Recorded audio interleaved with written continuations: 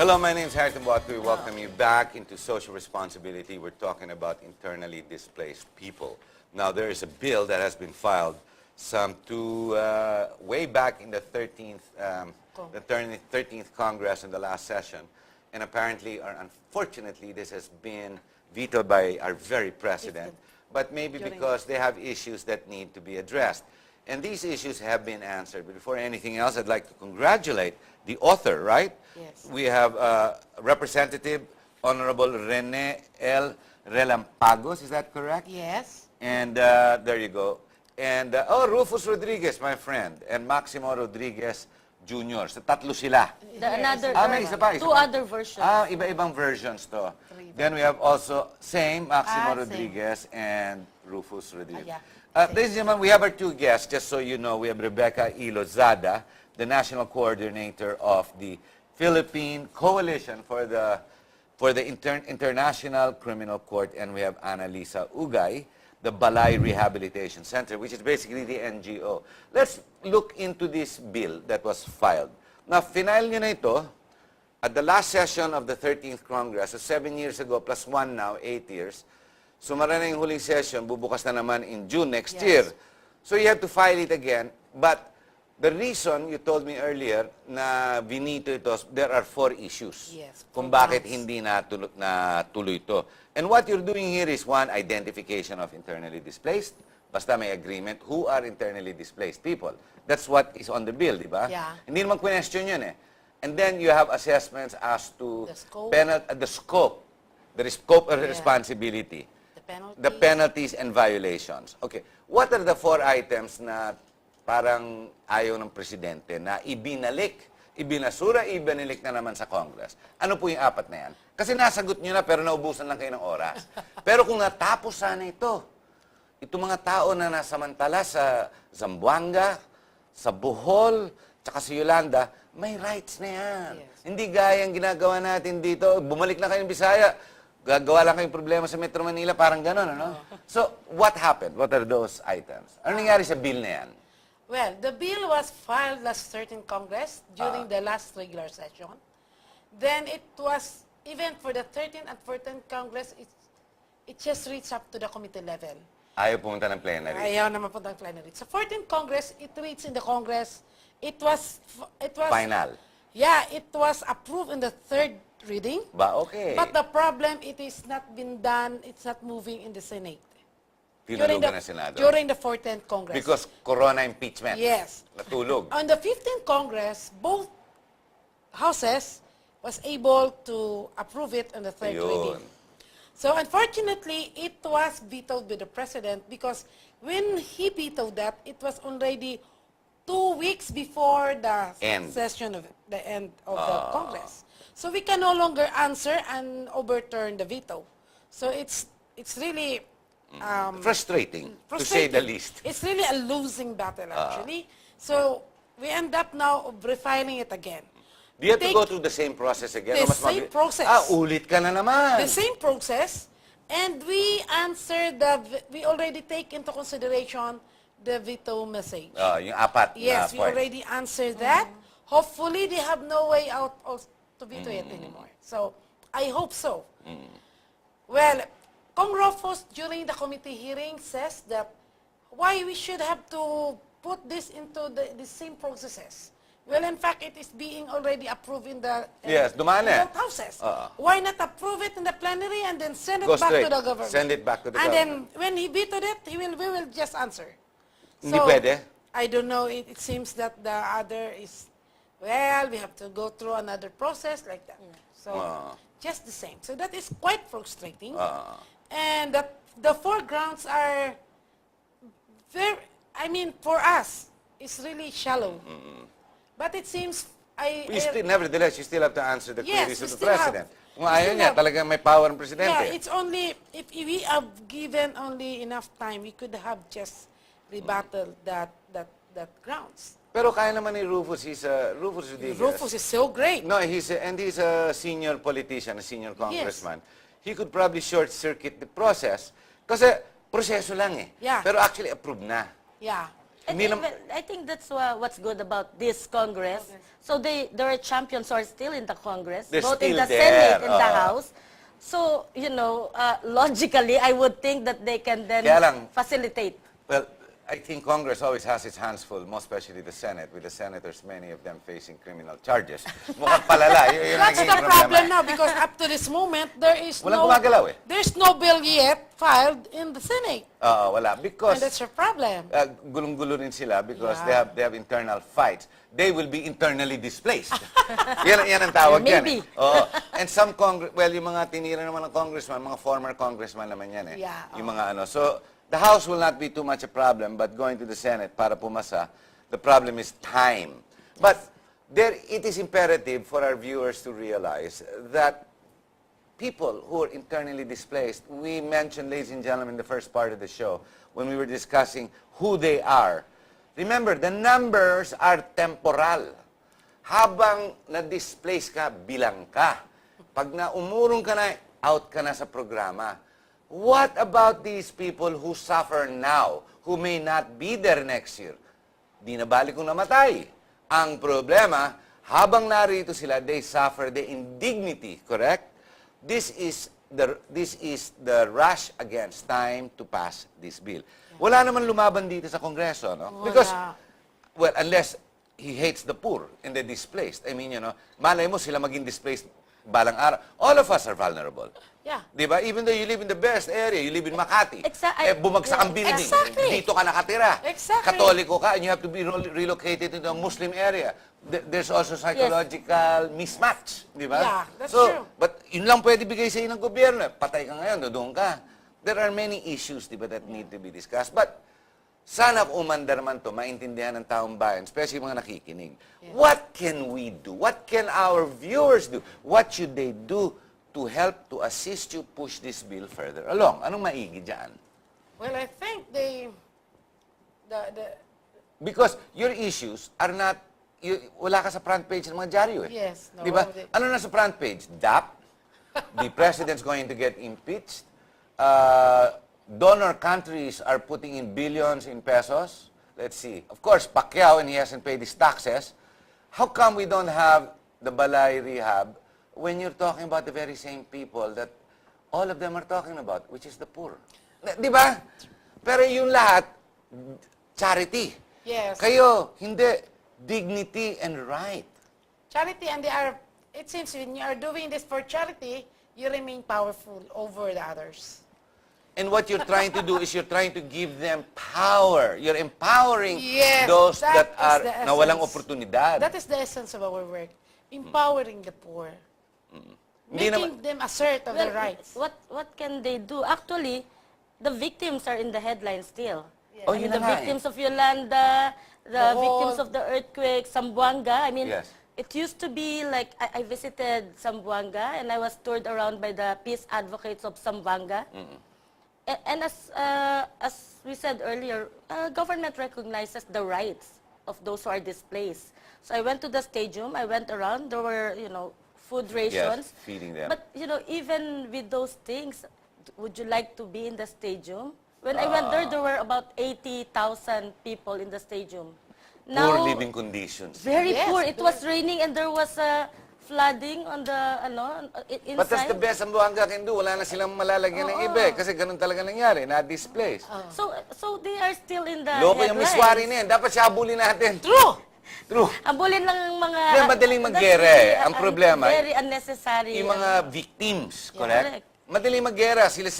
Ang maganda nga, si Miswari na lang presidente, magbarilan eh. Pero wag na sana yung mga tao madamay. Correct. Ang problema, yan ang rules yun ang ng war, nakakaawa. diba? Rules of war. Bawal lang civilian madamay. Dapat. So yun actually, yun yung isang reason ba't magkakasama kami dito. That's why also we are really pushing for this because displacement due to natural disaster is unpreventable. We cannot prevent Acts of God. natural disasters. Acts of God. But Cannot war prevent it. is very much preventable. And we have so much already of natural. And we are really also working for the peace negotiation, peace process to really end wars. Because it's also a cause of disaster. And as you said, the poor are really the most affected. Siyempre. Because in war, probably the rich or the middle class can find homes of their Yeah. relatives to Yeah. go Oh, to... to go abroad. Or, Yeah. to go abroad to Alis na sila, find mayaman other living, arrangements. But the poor, They have to stay there. yeah, and if it's a disaster, more so, because, their homes are not as substantial as the homes of the middle class. So sila yung mawawalan Sila ng... ang You know, we can very well say this, no. During displacement, you can compare. During the Ondoy, do you remember Ondoy? Yes, yes. Who are the mostly, How we remember Ondoy. who are the Sige. mostly affected during that time? It Poor. was they are also rich. They're Yeah, in meron the din, class. They're Providence in the Village. class. Okay. Providence In Village. Providence Village, are the Providence Village residences went to evacuation centers? No, Hindi they're nga, not. no, they're not. They're going to the hotels Hotels. and condotels Correct. and correct. also apartments. So, pag na-displace ka, okay, tinamaan ang lugar mo, victim ka, but it doesn't mean you're internally displaced because meron ka. It is those that have nothing in life na doon sila nadi-displace. Yes. Kasi talagang walang They mapuntahan. are still displaced just the same, but because they have the capacity, so there's no need for them to Give them rights. give- No need. They have all their means Ah. to survive. But the IDPs who are poor, they are poor already, and then because they are displaced, all the more they have special needs. Not just for food, Not just for food. medicine, rights Their talaga. security. Security. Their rights. Security. Their rights is their security, especially if it is due to war. But what Their do we protection. do? But ladies, what do we do in a situation like Yolanda? Okay. Eastern, Western, and Central Visayas is one of the poorest regions we have in the country, next to the ARMM. Di ba? Diyan, marami ng pobre, marami pang informal settlers. Yes. And they're the ones po who live in the coastal towns that were battered by the storm surge. So wala na silang pera, pobre na sila, sila pa ang tinamaan na samantala ng bagyo, tinamaan sila, na-displace sila. So in other words, this is what you're going after, to give them some type of opportunity. Maybe, Correct? And yeah, it's not maybe charity. we should discuss the scope of the rights. Okay, That scope is, of the rights. the That's scope a of right. the The rights scope that of the is, rights. in the proposed law. Yeah. You should know. Pero Because masama it's not dyan- only food rationing, it's not only finding a temporary place for them to Kayo ba stay. naiinis kayo na binito ng presidente yan? Yes. Good. I am not just inis, but I am really so frustrated and talagang I'm telling how I wish the president will also be displaced and he will realize Para that he matuto. needed one. I understand one part of the reason, but I wonder why it wasn't just line vetoed, Pinalitan role lang. of the state, they should Line just veto. delete this part and then it's okay. Yeah, I don't understand that because this is really an urgent Well, measure, He's also vetoed the disaster preparedness of the MDR-RMC. No. Hindi niya ba binito yun? The one that is vetoed together with this is the Magna Carta of the Poor The and Magna the Centenary's Bill. Last year. Yeah, last and the year. Centenary's The Bill. Centenary's Bill. That is the one. Because the president is the only president thing. I heard that he vetoed 70. On the 70? final 70 bills and 11 of those are in national significance, Which is this. including this IDP, the Centenaries, and the Magna Carta of the Poor. Alam mo, isn't it ironic that after vetoing it, he experiences how he has bungled in trying to react to the problem when if he did not veto this could have been automatic. Am I right? This is the irony of what happened. Bumalik sa kanya at sumabog sa mukha niya. Parang ganon. No, correct. Ganon nangyari. And now, Well said. yeah, but no, it's irritating because we're all talking about it and everyone is scrambling and we're probably spending even more money. And now they even have to go to Congress to look for a supplemental bill to keep feeding these people, di ba? When you have this, maliwanag na. Nasa GAA na, kailangan bigyan mo na ang mga tinamaan. Correct, yes. Pero yung budget nyo, paiba-iba dapat yan. Kasi there will be years Yeah. na walang problema eh. Correct. It is lodged in the agency's budget. Meron na rin. It is lodged It should be lodged. in the bill. It is lodged, but there is a mechanism where they are monitored. Okay. Magkano hiningi nito? Wow. 1, 2 billion. Hindi pwedeng maliit kasi Maraming piktado dito. Yeah. This is not... Especially with climate change, we do Million. not know Ay, the, you know, wala pang climate the change, lumala pa. gravity of the next So, natural billion disaster. ang requirement nito. Well, yeah, the IDPs we are looking at in the next decade. We will be producing a lots of IDPs. First, because we have the CCA because it's already a law. Yeah. The Climate Change Authority. Climate Change Authority. But the other hands of the government also is into the hands of mining.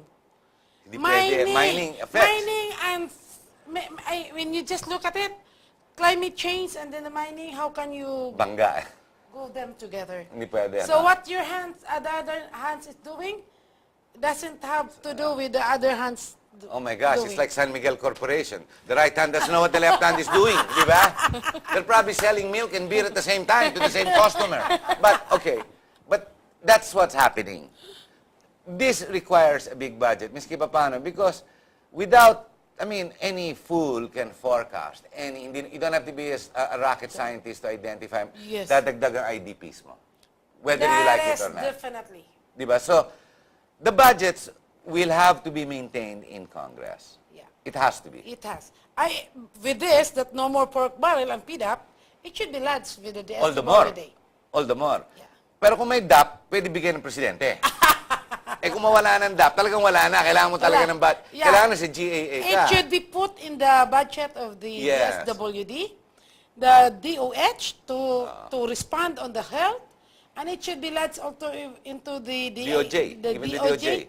or DTI and NIDA for the livelihood and for the... Kasi... Actually, I don't have a problem with that. The only problem is accountability. Oh, sabihin I mean, niya lang if kung it's saan pumunta. accountable, yeah, just- Ayaw nga eh. Ayaw ba? ilabas Di ni ba, Butch willing Abad niya? eh. Kailangan lang Ang tawag sabihin and may accounting. It's only That's- 600 billion. Secret. Di ba? Anong klase naman ng gobyerno natin? Secret. Di ba? Hindi naman pwede Kailangan yan eh. Paano yung transparency natin? Well, that is really a challenge in terms of how to win is to win. That's We're right. going to win na daan. How is to win this? How is it look like? Yan. Well, we have what we call a legal dictatorship, a fiscal dictatorship that has taken place. But whether we like it or not, we have to sit back and watch the Supreme Court argue these issues, and we have to sit back. We have other issues to battle, like in your case, this IDP bill. I'm just beginning to realize how important and how urgent. Yeah. It's not just important, it's urgent. Urgent, And it is. if in the last 3 months, it has not proven its urgency, there is something very wrong with you. Yes. Kasi nangyayari, puro react na react. Dapat to, preparedness. Yes. True. Uunahan. There That's should be why a setup that I is am- responsive Oo. to disasters. Proactive. and- Yes. Proactive, kumbaga. That's why I'm really calling those who will be seeing this, no? Who are viewing this show, that if in case they have friends in the Senate, can they tell their friends in Senate to have this bill? Well, manawagan tayo. Ladies and gentlemen, we still have some more minutes, but before anything else, before we forget and before we lose the opportunity, you who are watching are being educated as to the meaning of internally displaced. The urgency need not be signified any longer because we have seen them. What if you and or your relatives become the displaced? Alam mo, madali sabihin yan eh. Kung saan ka nakatira, maganda, nagbarilan bigla dyan. Tapos nadamay ka, kailangan ka umalis. Wala kang pera, naipit ka, nabulok ang bahay mo, nabutas, nasira, nawasak. And then, you become the actual. Would you like to beg and look like a beggar? Or at least stand tall and say, my due rights as a Filipino citizen, I am supposed to be fed. I require this quality of sanitation. I require the security in this temporal area I am made to stay in. And I require rehabilitation, psychosocial rehabilitation. Tama nga naman. Ang Pilipino, ba't hindi natin binibigyan ng para sa batas? Di ba dapat what is poor, who are poor should have more in the law? Yes. In this case, the rich have more because they have more money to travel abroad. Well, madali naman sa presidente at kabinete, pabalik-balik sila ng Tacloban eh. Pero yung mga nasa Tacloban, hindi makaalis. Mga nasa Leyte at kung saan-saan. Correct me if I'm wrong. Correct. Di ba? Correct. It must frustrate you after 8 years. And then you're your previous NGO was also, you were helping also the political prisoners. displaced. Ganon din yan, Well, di ba? yeah. Sila rin. But either way, it is effective in your experiences that you can rehabilitate people back into society. Yes. Kaya. Yes, of course it is. Basta, Can- you make an effort. Yeah. It is not enough you get donations and fed like a beggar. Di ba? It's not. It's not even. Because, to be honest, you just keep on feeding them and then you'll be creating another culture on these people. They can have the Magiging problema rin, ano? dependency. So that is, the culture of dependency is not empowering the people. And it makes them more inhuman in the process. So, bibig ang bunganga, big bukas, pakainin na True. lang. True. Tapos parang pinakakain mo baboy. Parang gano'n na lang. Hindi mo na... You I did see. not look at them as people with dignity and with rights. With rights. It should be. Even if there are millions of IDPs, but each of these IDPs are human beings, they have their dignity and they have their rights. We should not forget that. Ladies, walang gentleman. Ako yung gentleman. Ladies, my heart bleeds for you, and I agree with you, and I'd like to give you even more support. But you know what? We've got another three and a half minutes. I'd like you to give a message to our viewers on what they should do. We've already told them what it is. Yes. We have educated them that there is an effort, which is the bill. Yes. We've already told them the president doesn't think it's good to give rights to the poor and the downtrodden, obviously. So, pero hindi mo pagbibigyan. Lalabanan sana ni line veto, no? Tama ka. Yes. Pero hindi. Basta walang rights sa mga pobre, which is wrong.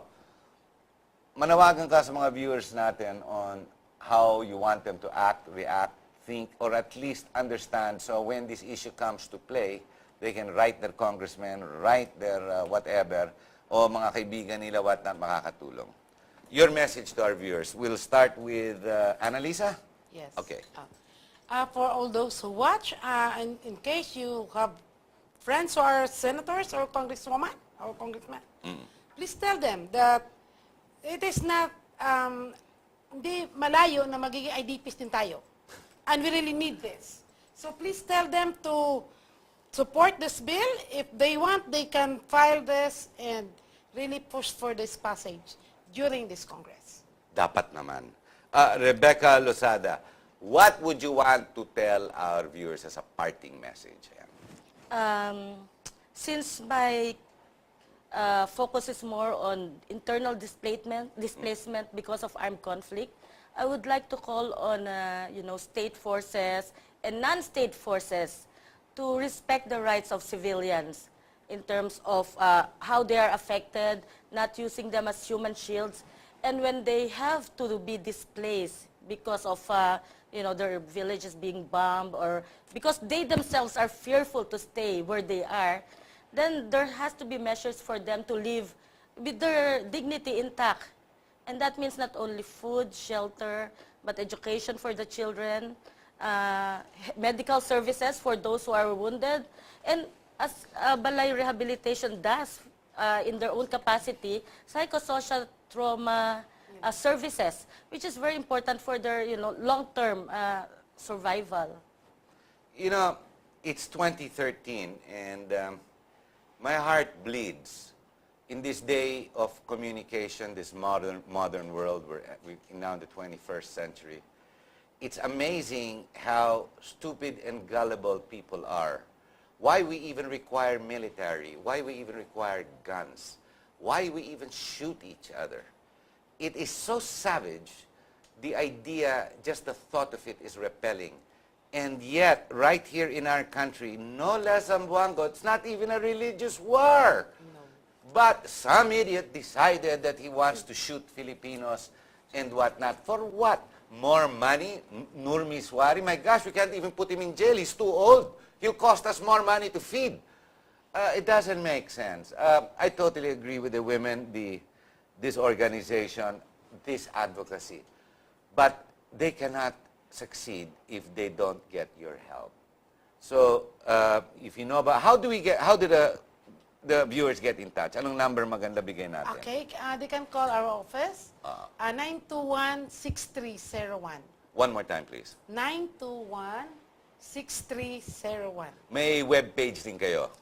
Yes, www.balayph.net. Madali yung balayph.net.